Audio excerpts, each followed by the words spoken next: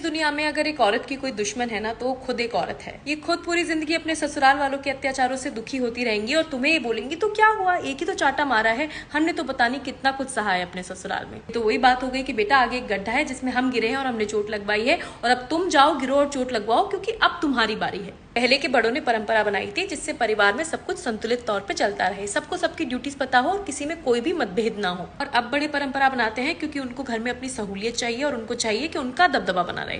पता है पहले फैमिली जॉइंट कैसे होती थी? क्योंकि बच्चा बहू करती थी और उसे पालता सारा परिवार था। बहुओं की जिम्मेदारी होती थी कि घर में सबके खाने पीने का ध्यान रखना, और बाकी सारी तरीके की चीजें परिवार के सभी लोग मिलके किया करते थे। और आज के टाइम में बच्चा भी बहू करे और उसको भी संभाले, घर की भी सारी जिम्मेदारियां उठाए, और साथ साथ ऑफिस जाती है तो ऑफिस जाए और घर आके घर में हाथ बटाए। और बहू का क्या, उसकी भी तो कुछ इच्छा है ना, उसके भी कुछ अरमान है, उसको भी तो आपसे प्यार और एक्सेप्टेंस चाहिए। कमाल की बात यह है कि हर माँ अपनी बेटी के लिए एक ऐसा परिवार चाहती है जहाँ पे उसको अपने घर जैसा महसूस हो, और वही औरत जब उसकी बहू घर में आती है तो उसको घर जैसा महसूस नहीं करवा पाती।